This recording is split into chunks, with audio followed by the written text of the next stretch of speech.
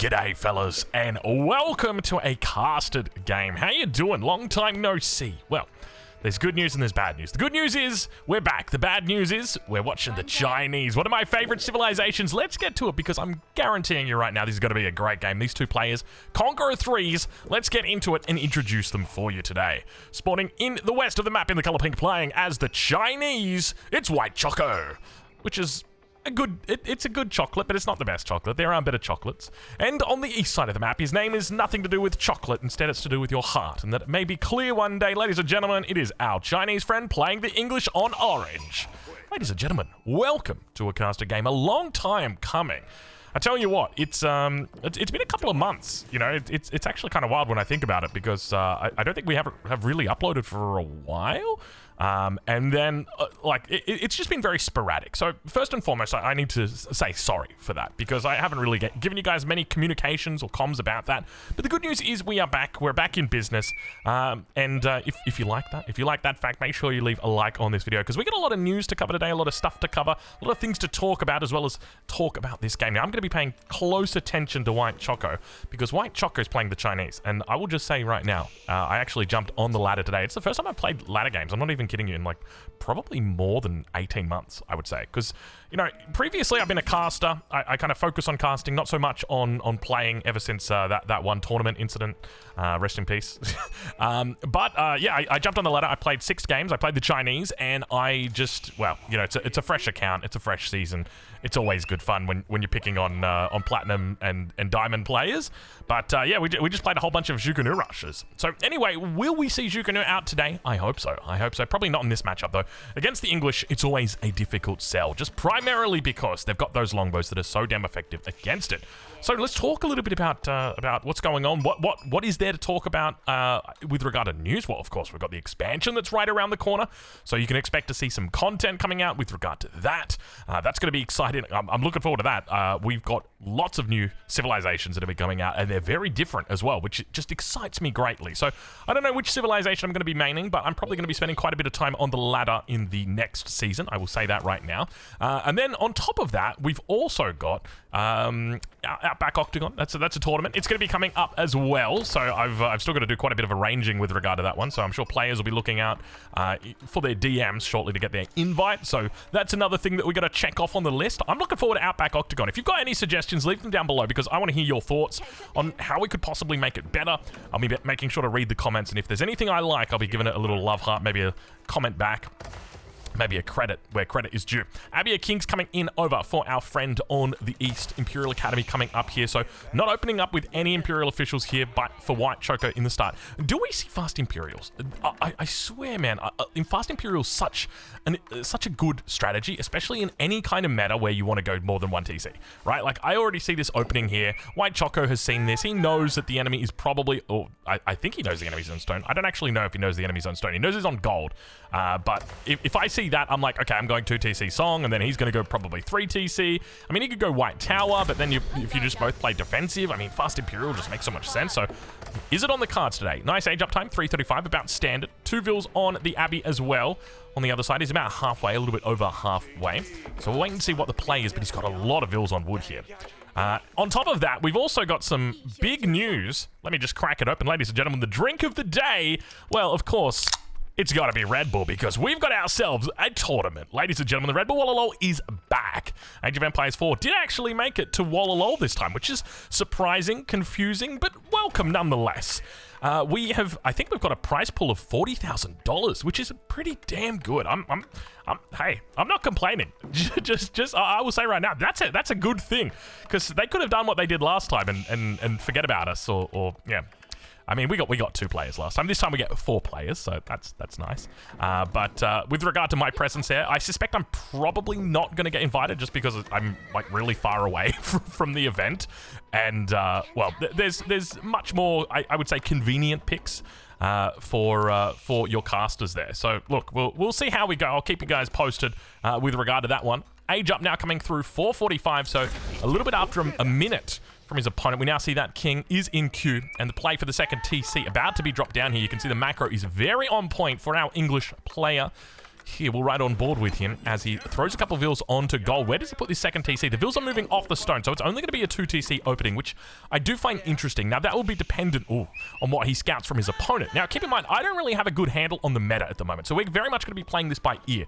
Early Horsemen, obviously early Stable, potentially early Pro Scouts as an option. Of course, the Chinese, very good at doing Pro Scouts, just simply because you get the rebate off the technology, so you get that extra 64 gold back. On top of that, you also get to research it very quickly, and further to that, you just get that extra 20% boost from bringing them back to your mill and making sure that your Imperial official is doing it, and we do indeed see professional scouts coming through. So nicely hidden stable at the back, but does obviously get scouted out. We see the Horseman now coming around. King should be able to block this attack, and indeed it does.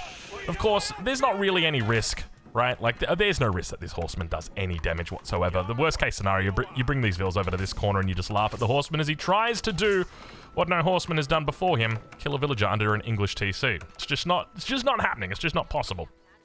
So anyway, that's all the news. Now, with regard to my absence, I will just say, I don't really know how to explain it, to be honest. It's just one of those things where I guess I just wasn't feeling Age of Empires 4. I guess I wasn't feeling casting. I don't really know how to explain it. It's one of those things where it's like, for me, obviously there is a monetary component to this, but I've got to be enjoying it. I've got to be loving it. I've got to be wanting it. And it's been a while since I played it, Age of Empires 4, and it's been, you know, I've been casting for a fair bit, but I'll say right now, I'm starting to feel my mojo's coming back, especially with the amount of momentum that we've got at the moment with the DLC coming out soon. So look, I'm confident here on in. You can expect to see your lunch breaks should have some new Aussie Drongo content for you. I do see that comment quite a bit. You know, I watch watching this video on my lunch break, that sort of thing. So look, if you are having lunch, let me know down below what you are eating. Let's check in over on White Choco's base though, because he is just opening up with a pretty standard play here. So we do see Specialized Pick coming through. No double Broadaxe just yet. We do have Survival Techniques coming through, so looking to pick up those eco upgrades, mainly focusing on Golden Food at the moment, which is obviously indicating he's thinking about going Fast Castle after this Professional Scout. So once again, I'm going to be taking notes here. Got my little notepad. Well, not really. It's a mental notepad. I want to see what the plays are, what the standards are. We do have 16, or rather 15, farms now going to be coming down over on the east side of the map. We're right on board with our English player. See what he sees, and it's really not a whole lot. He's big chilling at the moment. So if he's chilling, I'm chilling. I'm going to have a drink of my Red Bull. Oh, man, I tell you what. This is actually the first Red Bull I've had in quite a while. I've been on, like, a no-sugar kick. It's been good to me, but I was walking down the aisle, and I saw the Red Bull, and I'm like, you know what? For old time's sake, let's do it. And anyway, give me a sec here. Dude, it's so sweet. It's so sweet, isn't it? It's crazy. You don't realize how sweet it is until you haven't had it. It's very syrupy. It's good though. It's good. It reminds me of Age of Empires. It reminds me of Berlin, to be honest. It's interesting. I always remember with the Red Bulls, you'd get different tastes depending on which batch you would get. Sometimes you'd get different batches, and you'd get like I don't know whether they'd mix it or something would happen differently, but that just. Does that excite you as much as it excites me? Yeah. It's getting in there further. Have a look at that. We've also got idle vills while this is happening. Look, there's other things happening on the map right now, but who cares about that? What I care about is he going faster? I feel like he's climaxing. He's getting closer. Okay, I'm going to stop looking over here. We're going to look away, and we're going to let them finish in peace. And we're going to take a look over on the other side of the map. So we do have ourselves a couple of deer being picked off. Did he have to delete the... Oh, no. I thought he had to delete the mill, dude. I got a little bit concerned right there. But no, it looks like there's been deletes on the other side. What was deleted? I don't see anything that has been deleted. Age up coming through, though. Imperial Palace. Interesting choice. So, going to be looking to try and take advantage of that line of sight. Let's take a look on board with him as it does pop up. Keep in mind, there is no Barbican at the moment, so this is going to be providing that nice defensive line of sight.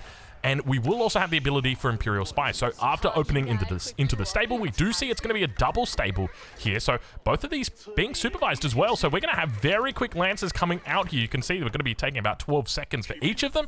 Very nice. So really get that spam going. We've also got the monastery being placed at the front. This is quite a nice build order here from White Choco. Now keep in mind, he's streaming live over on Twitch right now. So if you want to go check him out, I'll leave a link down in the description to where you can catch him up. I don't know if he's live right now because, like right now, okay, hold on. It's 15th of October in Australia.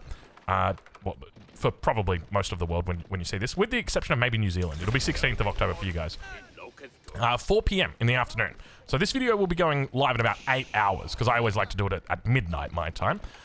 Just because that's like the default time on YouTube, so it just means I don't have to change the time.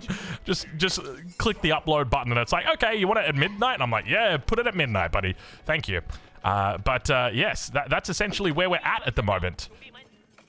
Quite a lot of farms. I will say right now, quite a lot of farms for our English player, considering the fact that he's only on 2TC. Normally, if you're on 2TC, you'd go to between 16 and 18 farms.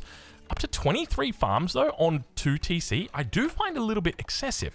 So the question is, what's the play? We'll check in with him as he does indeed start making knights. We've got the White Tower that's looking to begin gaining that map control. Of course, he doesn't care about the deer out on the map. The most important thing to him at the moment are going to be relics. Now, one thing to note is we do not have that presence just yet of religion, at least on this side of the map. If we check back in, obviously, with our Chinese player, we indeed do have that monastery that is just pumping at the moment. He's got one relic in the bag, probably a couple more as well. And he's establishing pretty decent map control here. Horsemen coming underneath the town center. A couple of lancers also going to be down here as well. Manages to pick off the first villager of the game. Second one may potentially get picked off. No, it's going to get called back. Do we have our textiles in? Not just yet. But yes, it is, look, it's exciting. It's a great time for Age of Empires. We'll say that much right now. Things are definitely looking good. Obviously, I saw a post today on Reddit, because I haven't looked at the Reddit in probably in 3 months. I'm a mod over there, but I tell you what, I haven't been doing a whole lot of Redditing recently. And yeah, there was a post, someone said hey, Age of Empires 4 doesn't get enough credit. The numbers are really good, and you posted a couple numbers in there, and it's like, hey man, yeah, it's pretty good, especially considering we don't get to see Microsoft stats, or console stats, anything like that. So you don't really have an idea on what the true numbers are. But I guess at the end of the day, when it comes to things like Red Bull Walla Lol, the main thing that they care about are eyeballs, right? How many people are watching. That's the key factor for them. So even though player numbers might be pretty similar, AoE 2, AoE 4, if not as many people are watching AoE 4 as they are watching AoE 2, then obviously the direction is clear. Because I don't know if you guys know this, but the prize pool for Age of Empires 2 is $200,000. Age of Empires 4 prize pool, as I mentioned before, $40,000.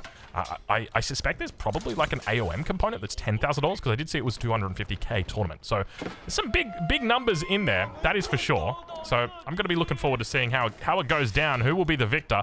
Of course, EGC TV has also just finished a tournament. I was actually watching a couple games from it, and I was thinking maybe we should cast one. And I said, you know what, we're not going to cast one, because you guys have probably seen most of those games. I don't want to bore you with games that you've already seen, and we do have still this Imperial Spy's ability that is yet to be used. Now, he's done very well in securing the relics. We can see it's a 4-1 split at the moment, so very, very nice. Of course, that one safe relic always going to be going over, typically going to be going over to yourself. You can see it getting picked up now. And we got ourselves a little bit of a night-on-night battle. Let's check in with the resource banks as the clock tower gets put down. That's an interesting one. Going into the Yuan dynasty from the Tang dynasty. So it doesn't even go Song at all. No Song at all. It is just purely into Tang, or from Tang into Yuan. Now, Yuan is great because it gives you that extra movement speed. So it means that these lancers are going to be going even faster. So it is particularly difficult to be facing off against a civilization that not only knows where you are, you can see he knows where all the villagers are right now, but also has faster units. 1.94 when they're charging. Wait until the clock tower comes up. That'll be probably max at 2.2. So definitely something to keep your eyes out for. Once again, he's going to know where every single villager is. We hear the Wallalol back on the other side of the map.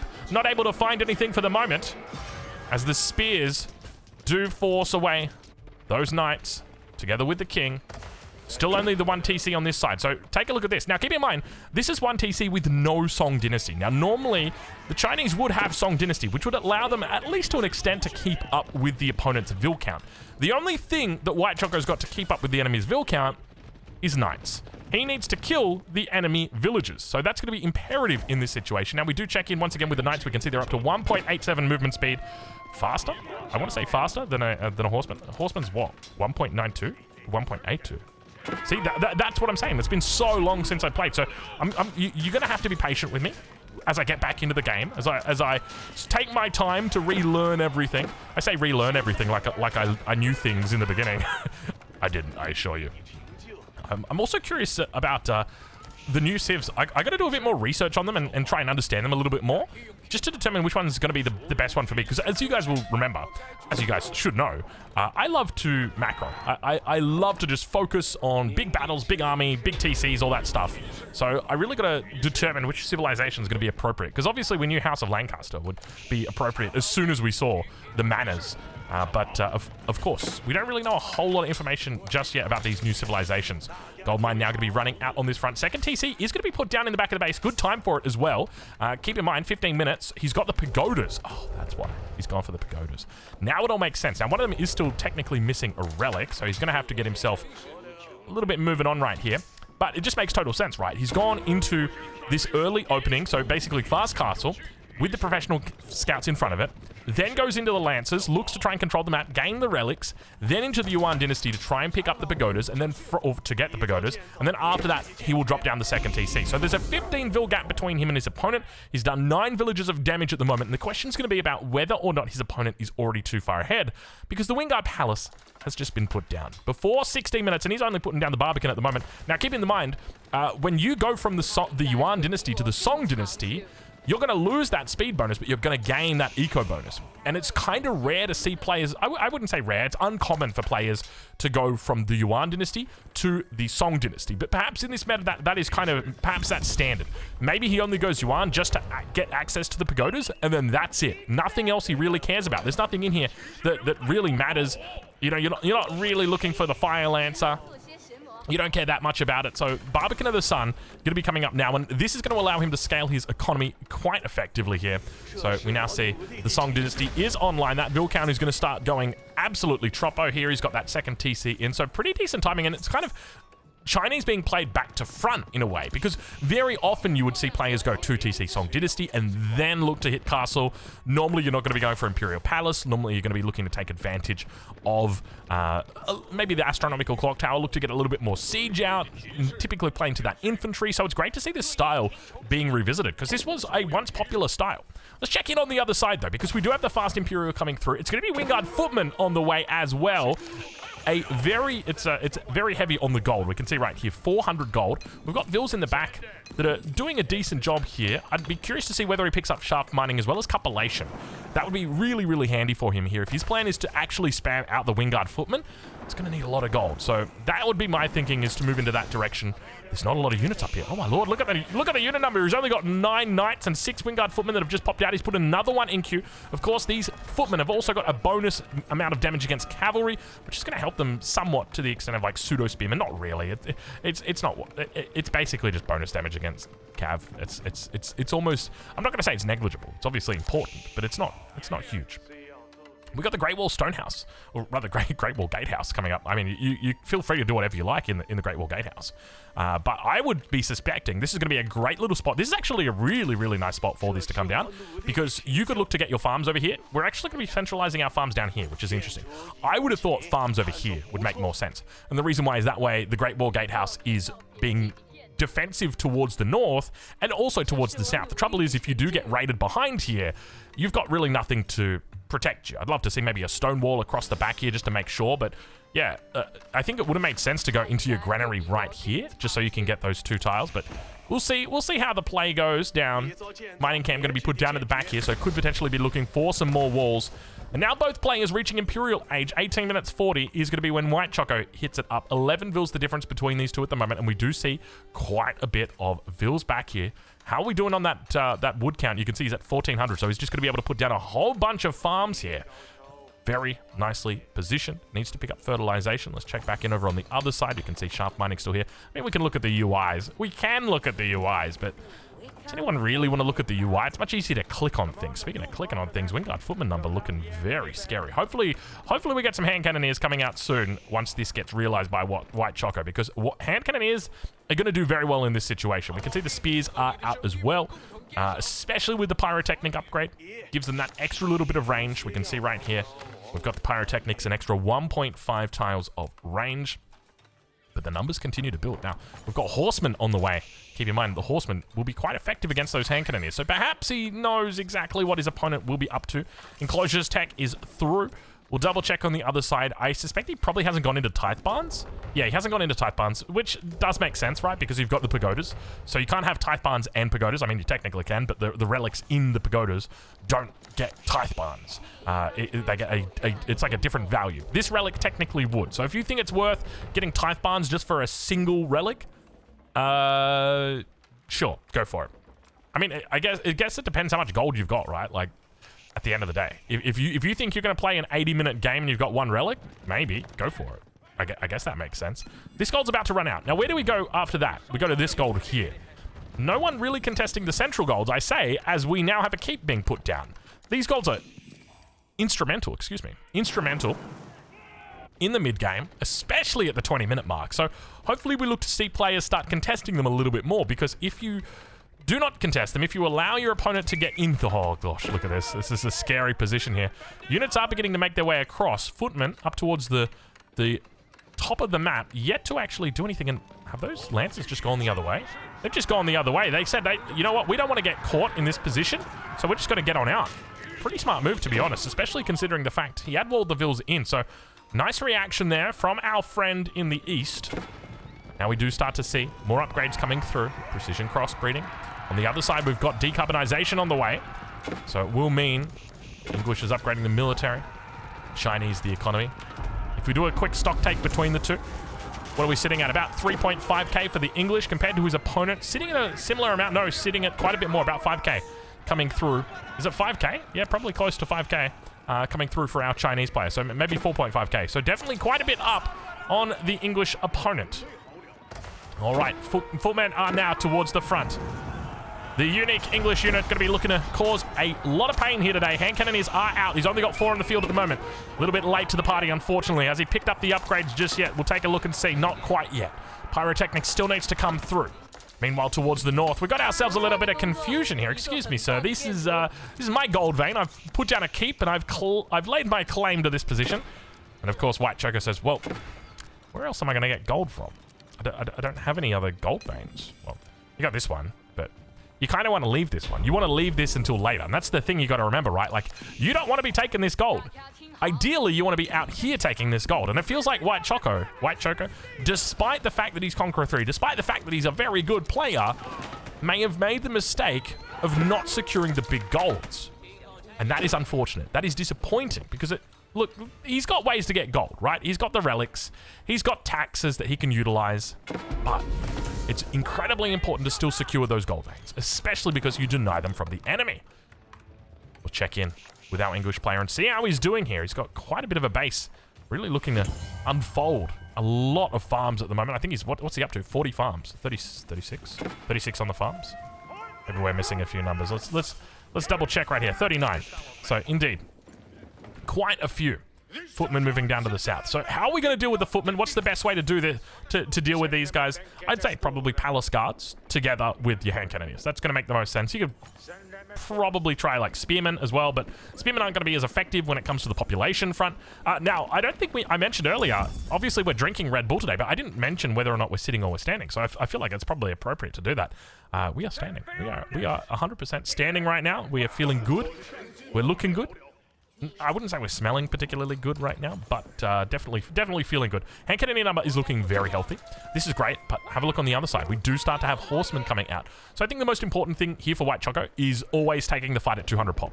You don't want to fight before 200 pop, just simply because when it comes to your hand cannoneers, you're going to get much greater value out of them if you've got a larger amount of them, because they're a very expensive unit. So typically you want to avoid fighting with the lower amounts. You want to try and fight with those higher amounts. And that's what we start to see now coming through. He's up to 23 with 8 more in queue. This is quite a nice composition that he's got. The next thing that I'd love to see from him, if we just switch our perspectives here, is...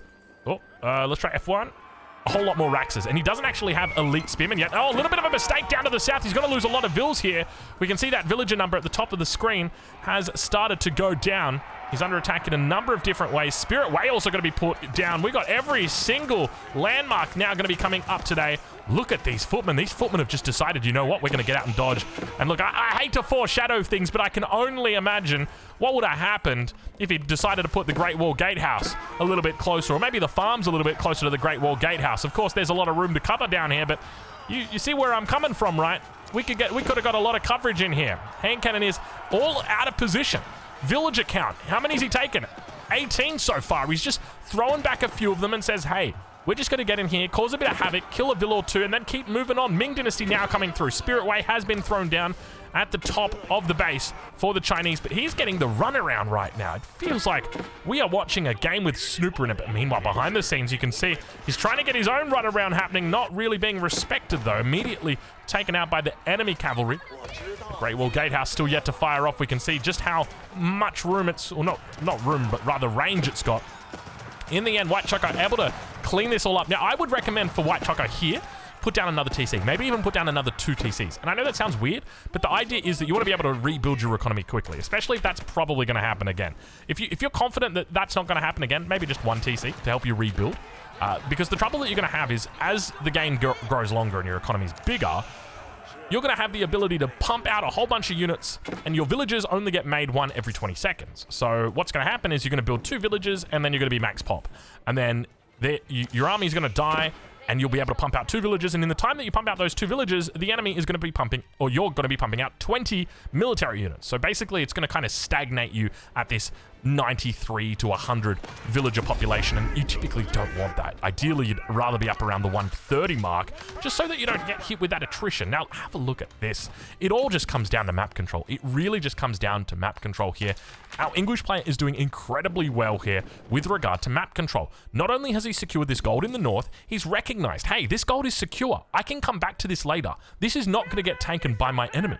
I can come down to the south and take that. And that's exactly what he's done. I can come over to the west. I can take my enemy's gold here and save myself that gold in the north.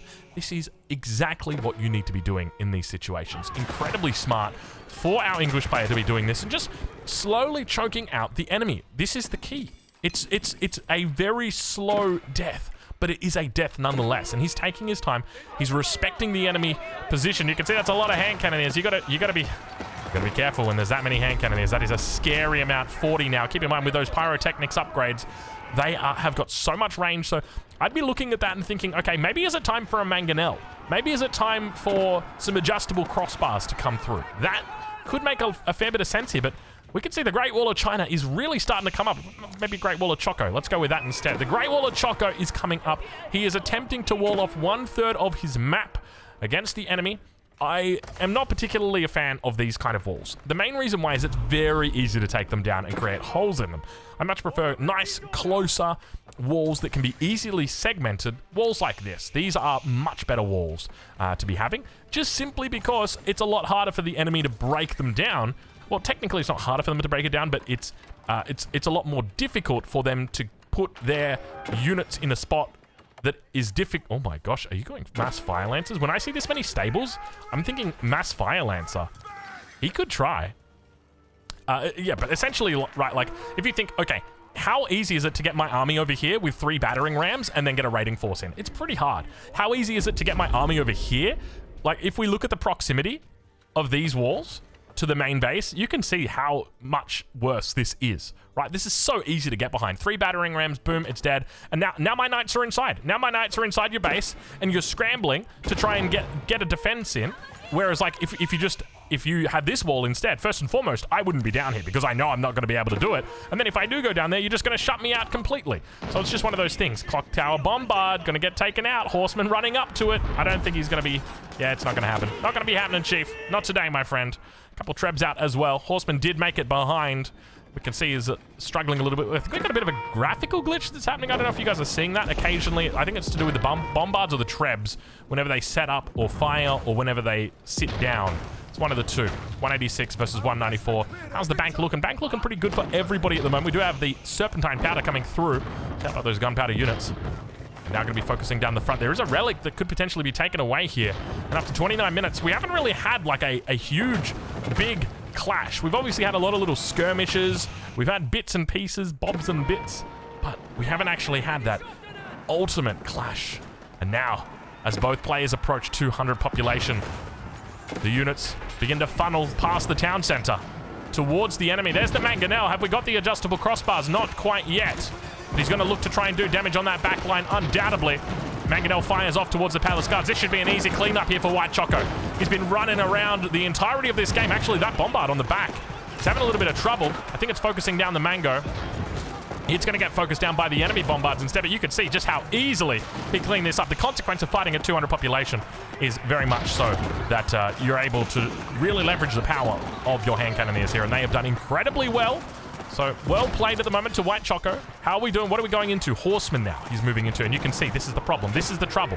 478. So, at this stage of the game, where did these knights come from? Excuse me, where have these knights come from? Is there a... there's a hole. There's a leak. There's a leak, and it did not get spotted. It's going to get immediately thrown down as well. And you can see that whilst in the midst of battle, we were paying attention to the front lines. We failed to pay attention to the back. And once again, we're going to get hit on these farms, which of course could be a little bit closer to this Great Wall Gatehouse. Meanwhile, we do have Sacred Victory approaching. 8 minutes to go on our Sacred Victory timer. Hand Cannoneers able to clean this up, but it's one of those situations where it's just like... You know, there's another way that I do like to do farms. It's you do it all the way in the back of the base, and then you wall them in. Like, you actually just stonewall your farms in, because they're such a target, man. And you got to think about it, right? Like, there's 58 farms here. That's a lot of farms.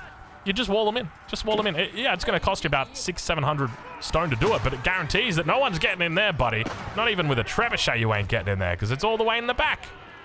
Hand cannoneers have just been torn apart. So at this stage, with not a whole lot of gold income, the most important thing for White Choco is to keep those hand cannoneers alive. Do not let them die. And the only other things that he's making are horsemen together with spearmen. That's it. He needs trash at the front, hand cannoneers at the back, and he needs to make sure those hand cannoneers don't die. So if the enemy starts making mangonels, that's when things get a little bit complicated, because you need a way to deal with that. So I would say in this situation, the best unit that our English player could be making is actually not hand cannoneers himself, but rather mangonels, because that's going to force your opponent into an undesirable trade or a situation where they might have to make bombards. And as a result of that, it's really going to hurt them with regard to their gold. You can see he's somehow managed to get back up to 1,000 gold per minute. Somehow, some way. He's dropped that one on the ground. Needs a little bit of kiting right now. Does also have the attack speed bonus that's coming through. These hand cannoneers do quite a bit faster of an attack here. You can see 1.71 attacks per second. Rather, one attack per 171 seconds versus 2.12. So now getting bullied back, and you can see the lack of spears really starting to hurt. Could this be it? I think White Choco might be done. I think he might be done. No, the horsemen have managed to find their way on the back. The spears would have definitely been a little bit more helpful underneath the town center, but once again... Hello. Say hello to your economy. Now, we talked earlier about that third TC, or even that fourth TC. Think about this time, and never mind. Don't even think about it. Ladies and gentlemen, that is it. The game is over. Go check out White Choco. And, of course, welcome back. It's been great to have you here today. And, well, I'll see you again here tomorrow, same time. All right, ladies and gentlemen, thank you for watching, and we'll catch you in the next one.